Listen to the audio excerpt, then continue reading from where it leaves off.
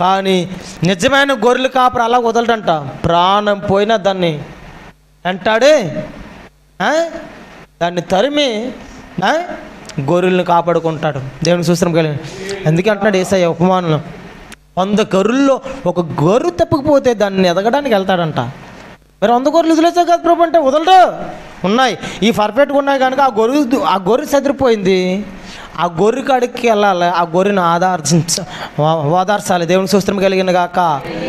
ప్రేమైన దేవుని సంగమా, మనుషుడు రొట్టె వలన మాత్రము కాదు, దేవుడు నోటి నుంచి వచ్చే ప్రతి మాట వలన జీవింపగలడు.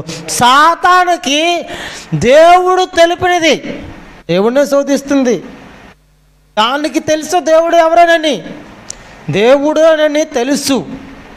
అయితే అంటున్నాడు, చాలామంది అంటాడు యేసుక్రీస్తు తన అంతర్గత తన నోటితోను ఆలకిస్తున్నారా, తన అంతర్గత తన నోటితో దేవుడని చెప్పుకోలేదనే సంఘటనలు ఉన్నాయంటారు. ఎవరన్నా బైబిల్లో ఆదికాండం నుంచి ప్రకటన గ్రంథంకి ఎవరైనా చెప్పుకున్న మాట లేదు అని అంటారు. ఉందని నేను అంటాను. దేవుని సూత్రం కలిగిన గాక. ఏమంటాను? ఉందని నేను అంటాను. వెళ్దాం కిందకి.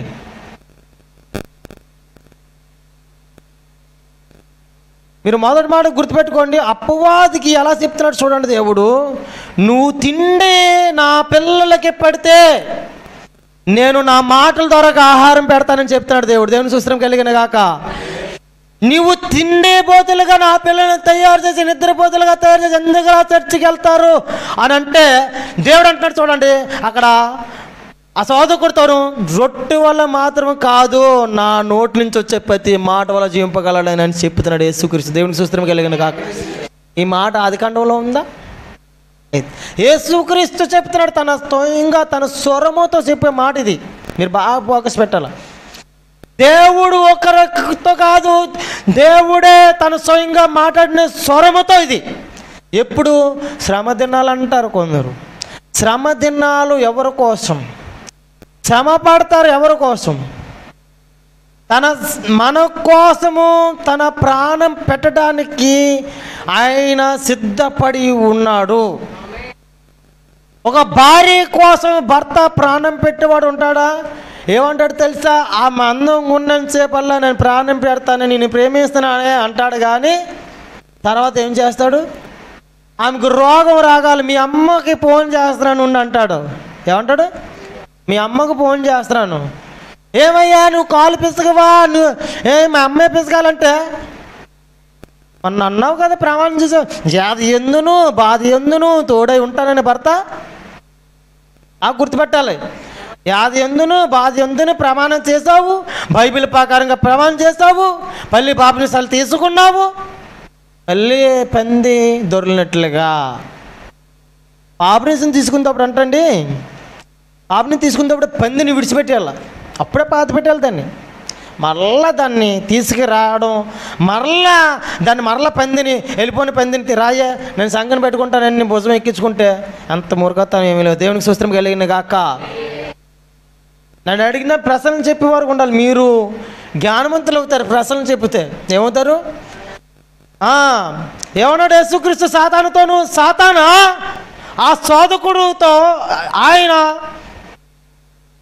ఏమంటాడు చూడు, ఈ రాళ్లను రొట్టెలుగా చేసుకున్నట్లు నువ్వు ఆజ్ఞాపించమని అంతే. అందుకు ఆయన మనుషుడు రొట్టె వలన మాత్రమే కాదు, దేవుని నోటి నుండి వచ్చు ప్రతి మాట వలన జీవింపగలడు.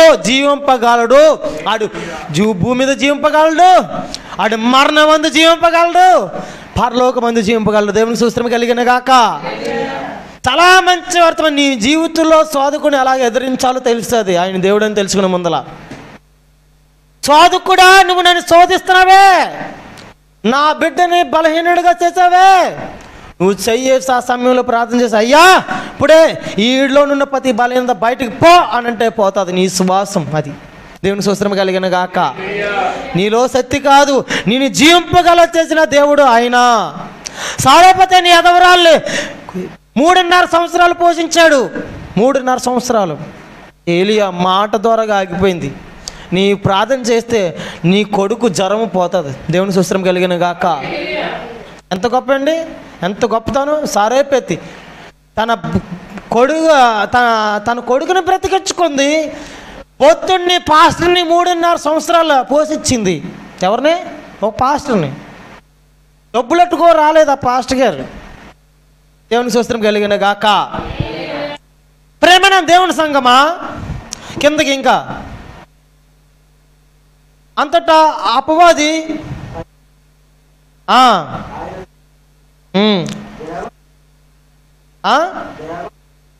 దేవాలయం శిఖరమున ఆయనను నిలబెట్టి,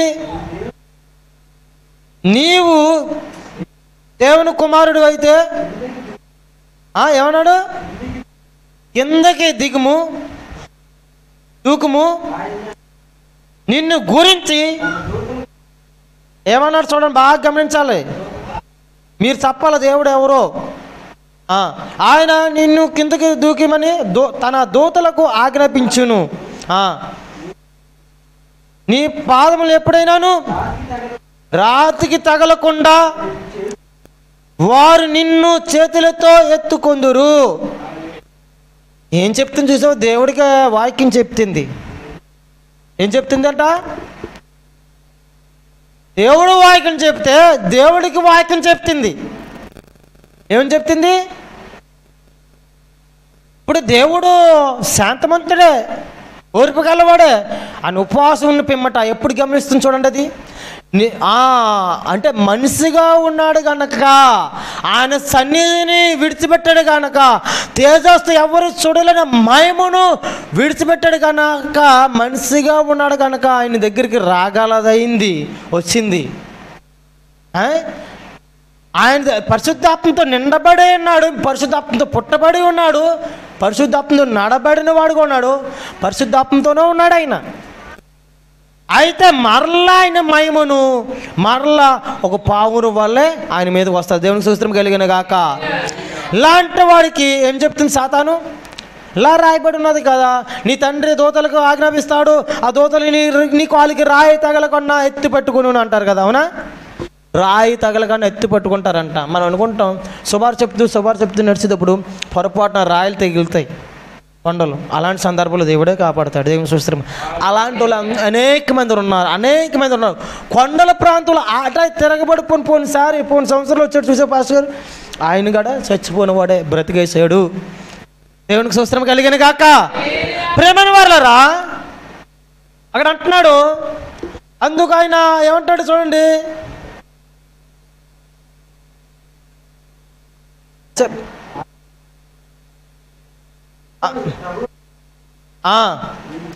అందుకు యేసు, ప్రభువైన నీ దేవుణ్ణి నీవు శోధింపవద్దని మరి ఒక చోట దేవునికి స్తోత్రం కలిగా.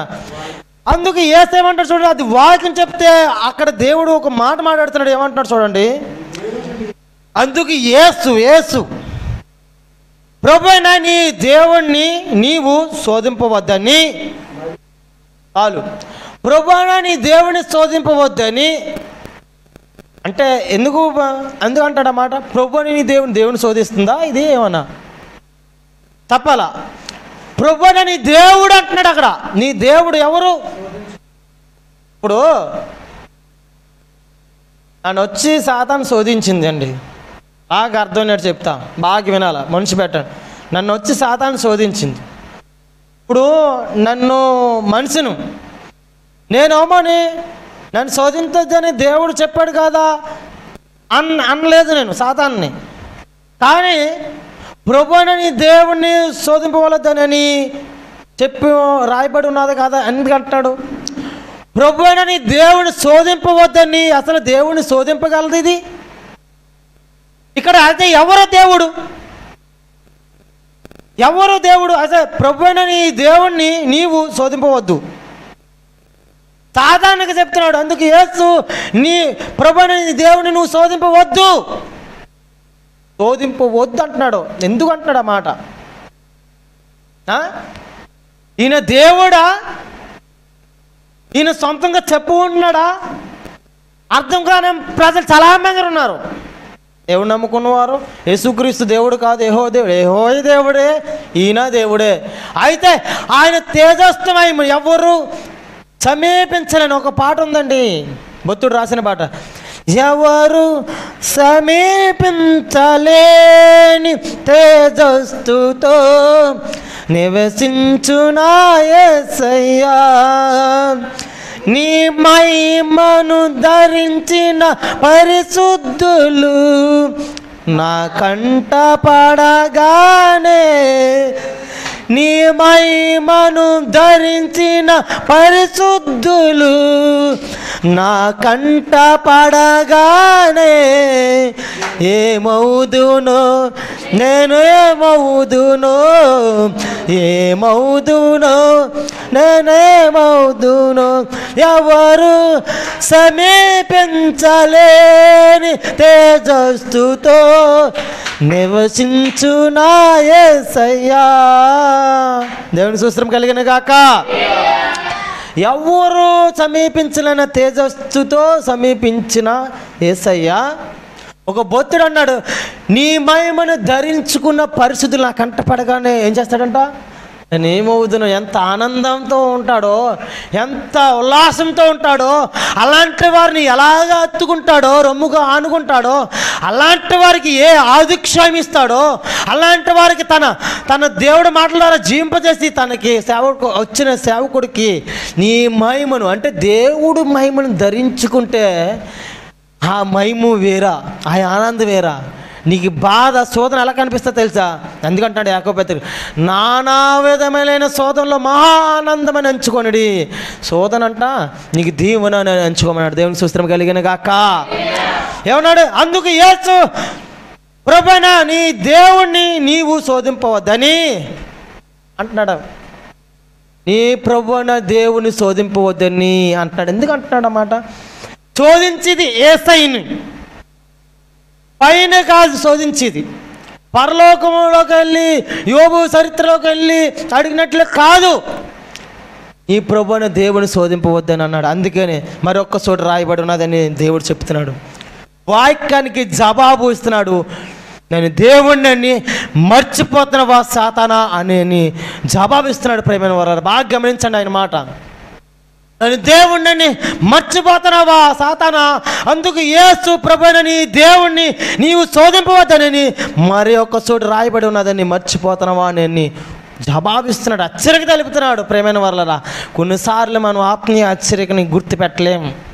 చాలాసార్లు మీరు వెళ్ళుండొచ్చు, కానీ యేసుక్రీస్తు ఇదే మాట, ఇది ఏదో వాక్యంగా భావంగా చెప్పేస్తారు, కానీ దీంట్లో ఒక భావం నేను ఒకప్పుడు అలా చెప్పి చూడండి. దేవునికి మహిమ కలిగిన గాక. చూడండి తర్వాత ఏమంటున్నాడు, మరలా అపవాది మిగుల ఎత్తైన ఒక కొండ మీదకి ఆయనను తోడుకొని పోయి ఈ లోక రాజ్యములన్నిటినీ వాటి మహిమను ఆయనకు చూపి నీవు సాగిలపడి నాకు నమస్కారం చేసిన ఎడల వీటన్నిటినీ నీకు ఇచ్చేదని అంటున్నాడు. ఏమన్నాడు చూడండి, శోధకుడు ఎలా ఉన్నాడు చూడండి.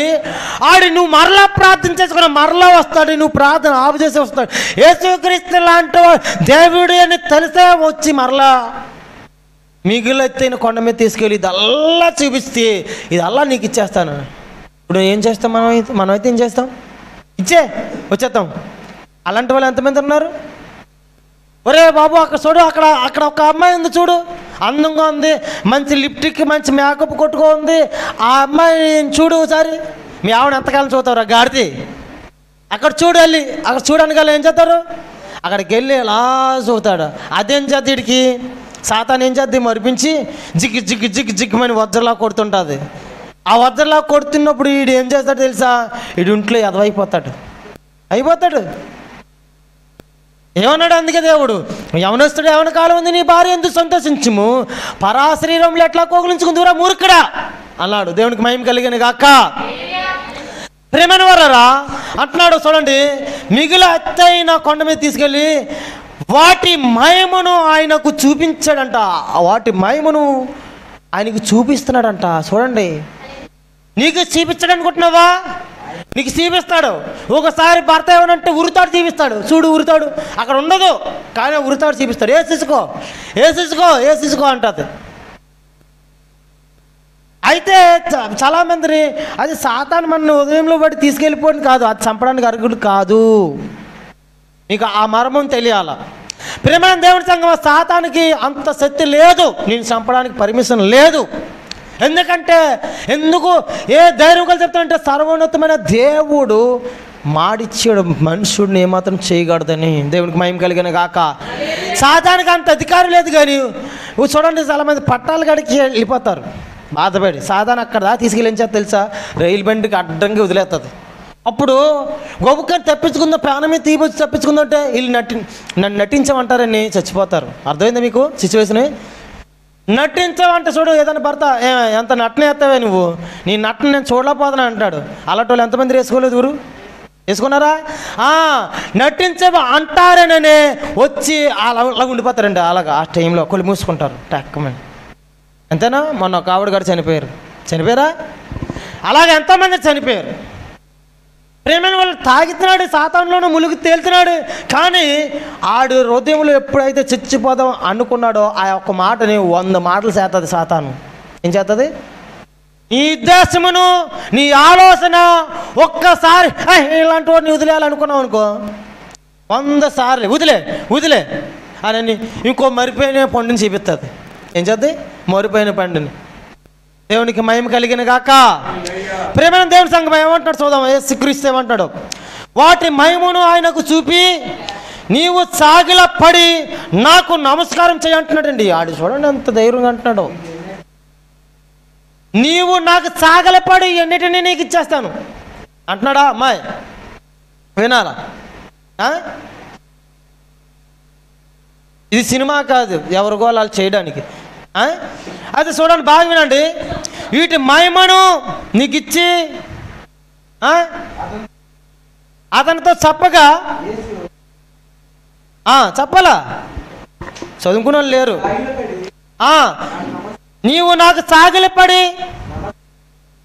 నమస్కారం చేసిన ఎడలా వీటన్నిటినీ నీకు ఇచ్చేదని ఆయనతో చెప్పగా, యేసు వానితో సాతానా పోము ఏమన్నాడు చూడండి. మొదటి మాట సాతానా పో అన్నాడా లేదా? పుస్తకంలో చెప్పానా?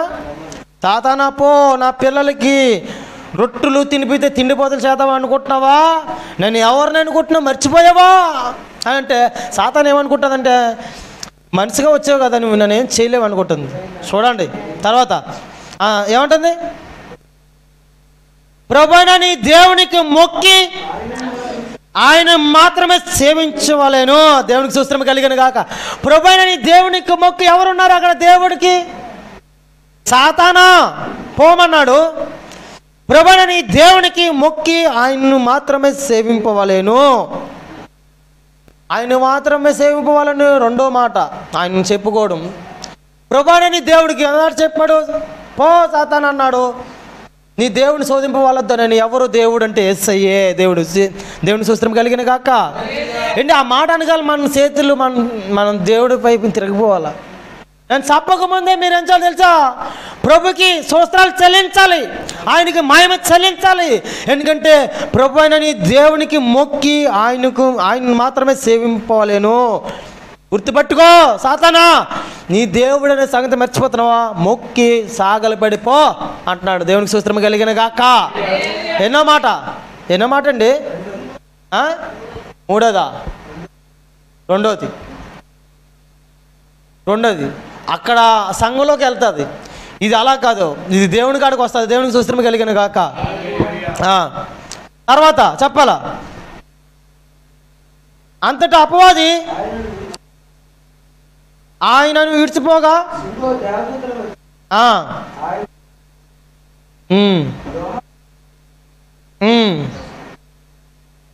యేసు విని గలిలేకు తిరిగి వెళ్ళి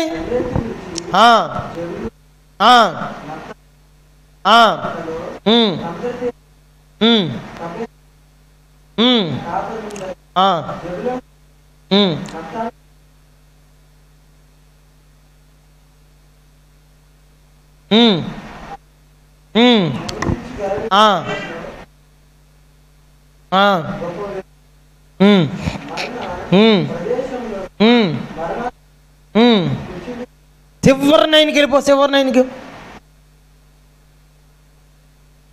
అని ప్రవర్తి అయిన యెషయా ద్వారా పలకబడినది నెరవేరినట్లు ఇలాగూ జరిగేను. ఎలా జరిగిందంట? ప్రవర్తి అయిన యెషయా ద్వారాగా ఈ మాట పలకబడిందంటే ఎప్పుడు? యేసుక్రీస్తు పుట్టక మునుపు. నువ్వు పుట్టుక మునిపే నీ తల్లితో చెప్తున్నాడంటే గొప్పతనం కదా. నువ్వు పుట్టుక మునిపే నీ రాజ్యంతో, రాజ్యాలతో పరిపాలన చేసిన రాజులతో చెప్తున్నాడంటే ఎంత గొప్పతనం.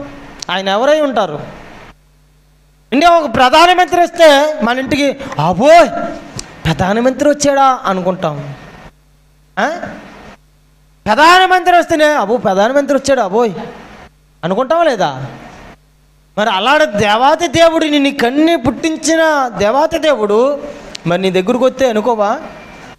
నువ్వు ఆయన ప్రధానమంత్రి వస్తే నువ్వు ఇంట్లో కూర్చుంటావా? కూర్చోగలవా? ప్రధానమంత్రి వస్తే ఏం చేస్తారు? ఏంటమ్మా? ప్రధానమంత్రి వస్తే ఏం చేస్తారు?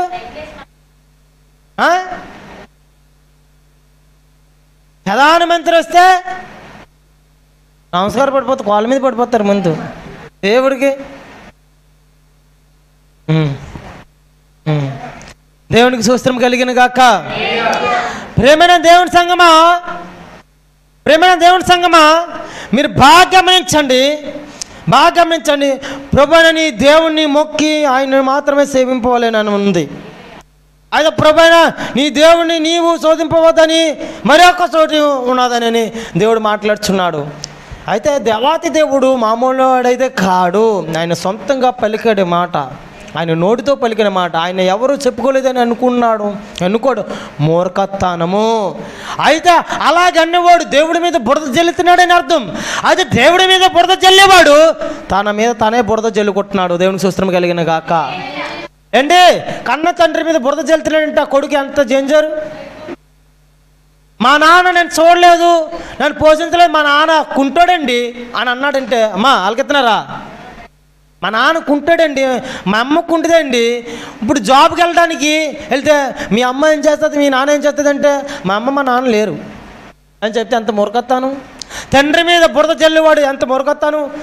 తండ్రి మీద బురద జల్లుతానంటే నీ మీద నువ్వు బురద జల్లుకున్నట్టుగా. నీ పుట్టక ఎక్కడి నుంచి? నీకు జన్మించాడు చాలదా? తండ్రి మీద బురద జల్లుతావా? నీకు దొబ్బట్టాలా? నీకు ధనవట్టాలి? నీకు బాగున్నాడా ఏమన్నా? పోనీ తండ్రి బాగున్నాడా? ఆరోగ్యం ఉంటే పోషిస్తాడు, ఆరోగ్యం లేకపోతే నువ్వు ఏమని చేయాలి? ఎదిగిన వాడు నువ్వు పోషించాలి. దేవునికి స్తోత్రం కలిగిన గాక. తమ తండ్రులు పిల్లలకు అలంకారంగా తమ పిల్లల్లా తయారవుతారంట. ఎలా పోషిస్తారు? అమ్మాయి గాలి వాసన వచ్చేస్తుంది, అది ఇది వాసన వచ్చేస్తుంది అంటారు. అలాగా అనగాడదండి ప్రేమైన వాళ్ళు. మన పిల్లలు అలా చూస్తున్నాం, మనల్ని అలా చూసారని అనుకోవాలి. దేవునికి మహిమ కలిగిన గాక. అయితే దేవుడు చాలామంది అంటారు ఆ యేసుక్రీస్తు దేవుడు కాదు అని. ఒక్కొక్కడు ఒక్కొక్క మురకత్తాను, ఒక్కొక్కడు ఒక గుణలక్షణం, ఒక్కొక్కడికి ఒక పంది స్వభావన. అటువంటి వరకు చెప్తున్నాడు. తిత్తుపత్రికలో ఒక మాట అంటాడు చూడండి. తిత్తుపత్రికలో ఒక మాట అంటాడు. తిత్తుపత్రికలో ఒక మాట అంటాడు.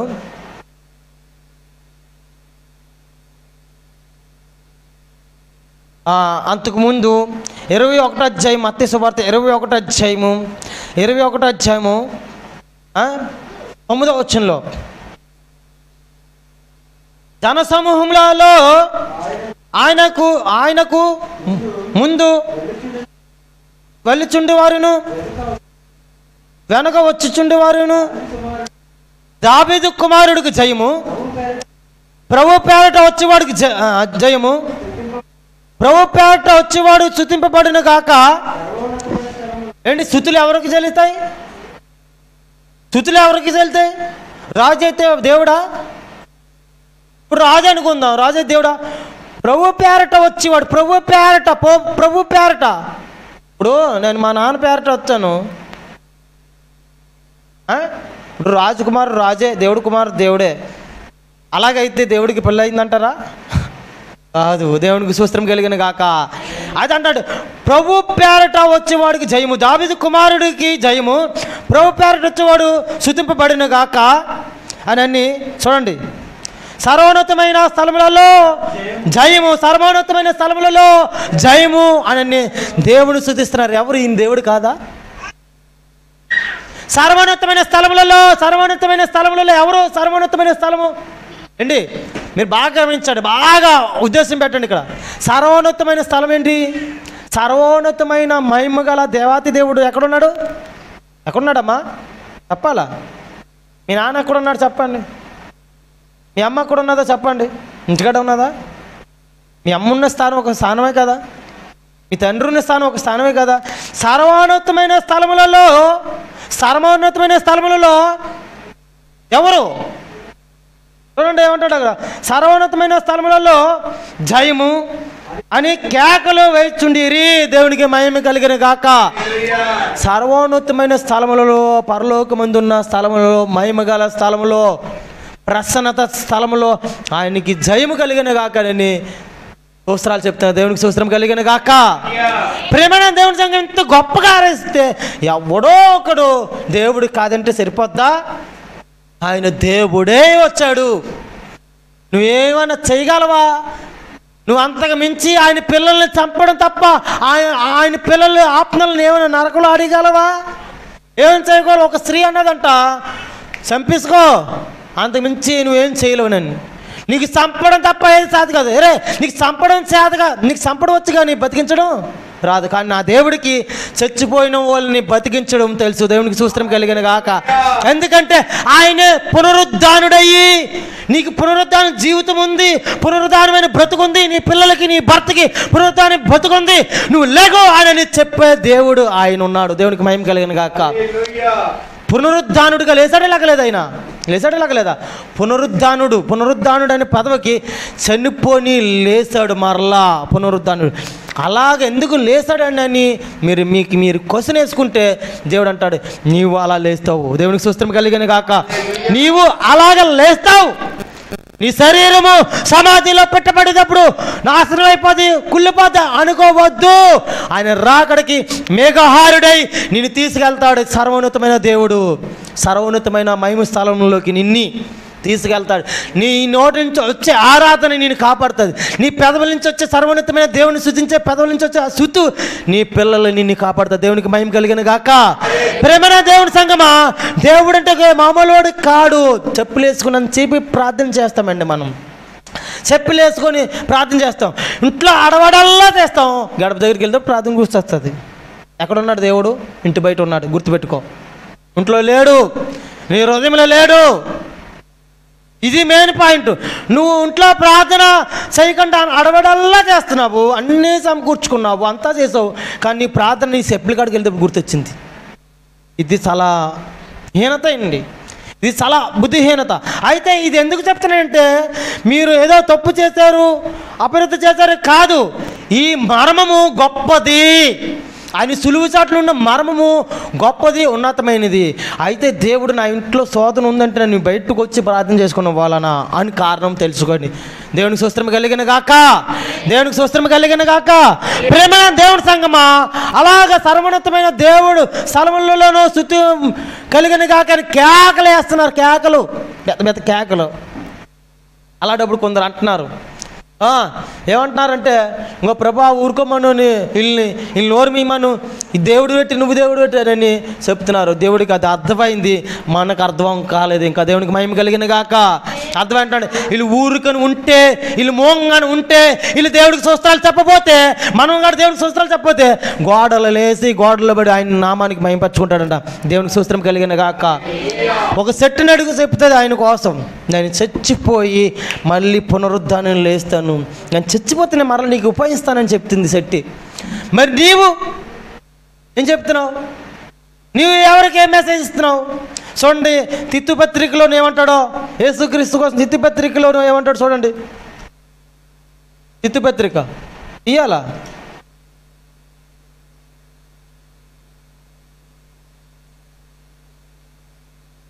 రెండో అధ్యాయం 13 వచనం. మీకంటే నేనే బేగ తీసేస్తానమ్మా. అనగా మహాదేవుడును మన రక్షకుడైన యేసుక్రీస్తు మహిమ యొక్క ప్రత్యక్షత కొరకు ఎదురు చూచుచు ఈ లోకములో స్వస్థత బుద్ధితోను నీతితోను భక్తితోను బతుకుచుండవలెనని ఏం బోధిస్తుందంట వాక్యము? అనగా అన్నాడండి. అనగా మహాదేవుడును మన రక్షకుడైన యేసుక్రీస్తు యొక్క ప్రత్యక్ష కొరకు వాక్యం ఏమి బోధిస్తుందంట? వాక్యం అంటే ఈ రీతిగా బోధిస్తుందంట. నీకు ఈ రీతిగా బోధిస్తుంది. మహాదేవుడును అనగా మహాదేవుడును మన రక్షకుడైన యేసుక్రీస్తు యొక్క మహిమ యొక్క ప్రత్యక్ష కొరకు ఎదురు చూచుచు ఈ లోకములో స్వస్థత బుద్ధితోను నీతితోను భక్తితోను బతుకుచుండవలెనని మనకు బోధించబడుతుంది బైబిల్లో. ఆయన దేవుడని బోధించబడుతుందంట. అర్థమవుతుంది మీకు? అర్థమైందా? అర్థమైందని చెప్పండి. అర్థమైపోతే లేదని చెప్పండి, పర్వాలేదు. మీరు నేసిన ప్రశ్నకి నేను చెప్పే రీతిగా ఉండాలి కదా. చెప్పిన వాడే పాటించిపోతే ఎందుకు పని చేయని హీనుడు మురుగుగుడ్డ పంది దగ్గర ఉన్న మురుగుగుడ్డ కన్నా దారుణమైన వాడు అని అన్నాడు దేవుడు. దేవునికి స్వస్థం కలిగిన కాక ఏమన్నాడు? అనగా అన్నాడు మహాదేవుడును మన రక్షకుడైన యేసుక్రీస్తు యొక్క మహిమను ప్రత్యక్ష కొరకు ఎదురు చూచుచు ఈ చూడాలా ఈ లోకములో స్వస్థ బుద్ధితోను నీతితోను ఉండాలంట. స్వస్థ బుద్ధితోను నీతితోను భక్తితోను బ్రతుకుచుండ వాళ్ళని మనకు బోధిస్తున్న బైబిల్ లేదా? ఎవడో చెప్తాడు ఏంటి ఆయన దేవుడు కాదంటే నువ్వు ఎలా నమ్మేస్తావు? నువ్వు యేసయ్యా అన్నా వస్తాడు, యెహోవా అన్నా వస్తాడు, సర్వోన్నతమైన మహిమ స్థలంలో ఉన్నా, ఎవరో సమీపించలేని స్థలంలో ఉన్నా నా దేవా నా బిడ్డ బలహీనుడై ఉన్నాడన్నా వస్తాడు. దేవునికి స్తోత్రం కలిగిన గాక. ఏంటి ఇంతకన్నా నీకేం కావాలి? ఆయన సర్వోన్నతమైన మహిమ స్థలంలోను ఇలాగ నీకు వాక్యం బోధింపబడుతుంది, ఆయన దేవుడని బోధింపబడుతుంది. నువ్వు ఎరగవా? నువ్వు ఊగించట్లేదా? నువ్వు గమనించట్లేదా అని దేవుడు మాట్లాడుతున్నాడు. ప్రియమైన వాళ్ళరా, అర్థమవుతుందా మీకు? గొప్ప మర్మం, సులువుసాటు నుండి మర్మం నీకు చెప్పాలని నిన్న వాక్యం తీసుకున్నాను, అయిపోయింది. ఇది చెప్పు నేను తండ్రిని అని అన్నాడు ఆయన. దేవునికి స్తోత్రం కలిగిన గాక. ప్రేమన దేవుని సంగమా ఆయన చెప్తున్నాడు, నువ్వు ఎందుకు ఉక్కబోస్తుంది? గాలేయట్లేదు. ఆయన యేసుక్రీస్తుమో ఎడారి ప్రదేశంలో చెప్పాడు, అరణ్యంలో చెప్పాడు, కొండల ప్రాంతంలో వాక్యం చెప్పాడు. ఈరోజు మనము కూడా శ్రమ పడివచ్చు, రేపు రోజు మనకి సలదానం ఇచ్చే రోజు వస్తుంది. దేవునికి స్తోత్రం కలిగిన గాక. మనకి సలదానం ఇస్తుంది. ఎందుకు నువ్వు ఇంత రదా కూర్చోడు? ప్రయోజనం ఏముంది నీకు? ప్రయోజనం ఏముంది? ఆయన మహాదేవుడని వాక్యము సెలవిస్తుంది. ఆదికాండం నుంచి ప్రకటన గ్రంథంగా ఆయన మహాదేవుడు, ఎవరు సమీపించలేని తేజస్సులోను నించున్నాడు. ఆయన జీవాధిపతి, నీ పిల్లలు నా పిల్లల్ని పుట్టించిన దేవాది దేవుడు. నీకు గర్భము నిర్మింపక మునిపే, నువ్వు నీ తల్లి గర్భంలోను నువ్వు నిర్మింపక మునిపే నిన్ను ఎరిగినవాడు, నీ పేరు ఎరిగినవాడు. దేవునికి స్తోత్రం కలిగిన గాక. ప్రేమైన దేవుని సంగమా, మామూలుడు అయితే కాదైనా ఎవరు సమీపించలేని తేజస్సుతో ఉన్న నా యేసయ్యా నా బిడ్డ బలహీనం అయ్యాడు, నువ్వు ప్రార్థన చేయగా నీవే నా విశ్వాసం ఉంది, స్వస్థపరచండి ప్రభా అని. నీ విశ్వాసం ఏమన్నాడు? నీతితోను స్వస్థత బుద్ధితోను నీతితోను భక్తితోను బ్రతకవాలని ఉంది బైబిల్. ఒక స్థలం ఇస్తుంది ఈ జీవగ్రంథంలో. బ్రతుకు నీతితోను భక్తితోను బ్రతకవాలని ఉంది. స్వస్థత బుద్ధితో అంటే ఏంటి? అది మంచి గుణముతో. నువ్వు ప్రార్థన చేయగా దేవుడు కార్యాలు చేయట్లేదు నువ్వు అనుకోవచ్చు. ఎవరు బాగున్నారు అనుకోవచ్చు. ఎక్కడ బాగున్నారు? వాళ్ళ ఇంట్లోకి వెళ్ళి చూడు, తెలుస్తుంది నీకు. అర్థమవుతుందా అయ్యా? ఎక్కడ బాగున్నారు? వాళ్ళ ఇంట్లోకి వెళ్ళి చూడు, తెలుస్తుంది. మనమే చిన్నోళ్ళు కనుక వీళ్ళకి చెప్పేస్తుంటాం. ఇంట్లో రాసిన చెప్పుట ఎంత ప్రమాదమో అవ్వమ్మ ఇంట్లో రాసిన చెప్పినట్లుగా శాతానికి వెళ్ళి ఇంకో మంచి చెట్ల పండు ఉందని చెప్పింది. అంతకుముందు దేవుడు అనలేదు అనుకుంటున్నారా? మీరు విస్తరించండి, భూమి నిండించండి అనలేదు అనుకుంటున్నారా? దేవుడు అన్నాడు. ఈరోజు మనం అందరూ ప్రసన్నత వస్త్రాలతో ఉండాలా, కానీ నిందించమన్నాడు. కానీ ఆ మాట నక్సేకంట ఏం చేశాడు? దేవుని స్తోత్రం కలిగిన గాక. ప్రేమను వల్ల మనం పాడించేది మంచి బుద్ధి గల మంచి ఆలోచనతోనూ మంచి ప్రవర్తనతోనూ మనం ఉండాలంట. ఏమంటాడు? అనగా మహాదేవుడును మన రక్షకుడైన గొప్ప దేవుడు అండి ఆయన, జీవం గల దేవుడు. అందుకే ఆయన దేవుడే కనుక మనుషుడు ఎవడు నీకు కోసం ప్రాణం పెట్టలేడు. దేవాది దేవుడే మనిషిగా పుట్టి నీ పాపము కొరకు ఆయన రక్తము సిందించి మరణించాడు. నీ పాపము కొరకు, నీ గాయాల కొరకు ఆయన గాయములు తిన్నాడు. ప్రేమైన దేవుని సంగమా, మనం అనుకోవచ్చు వీళ్ళు నాశనం చేసేది వాళ్ళు నాశనం చేసేయాలి అనుకోవచ్చు. కానీ దేవుడు అంటాడు, దేవుడు ఏమంటాడంటే నువ్వు వాళ్ళని నాశనం చేయాలని ఆలోచించావు కదా, ఆ ఆలోచనలకి నేను ఆ ఆలోచనలు తీసుకున్నాను. ఆలోచనలు తీసుకో, నువ్వు నీ ఆలోచనలకి నేను ములికిరి పెట్టుకున్నాను. నువ్వు ఎవరినో కొట్టావు కదా చేతులతో, నువ్వు కొట్టిన దెబ్బలకి చేతికి మేకలు వేయించుకున్నాను. ఇది దేవుడి తత్వం అండి. నువ్వు శరీరంతో చేసావు కదా పాపము, నువ్వు కాలుతో తిన్నావు కదా, నీ తల్లి నవ్వచ్చు, పక్క వారిని దేశించావు కదా, కాళ్ళకి మేకలు వేసుకున్నాను నా కుమారుడా. నా బీపీ చూస్తున్నావా, కొట్ట దెబ్బలు ఉన్నాయి, నీకు కనపడుతున్నాయా అని అండి.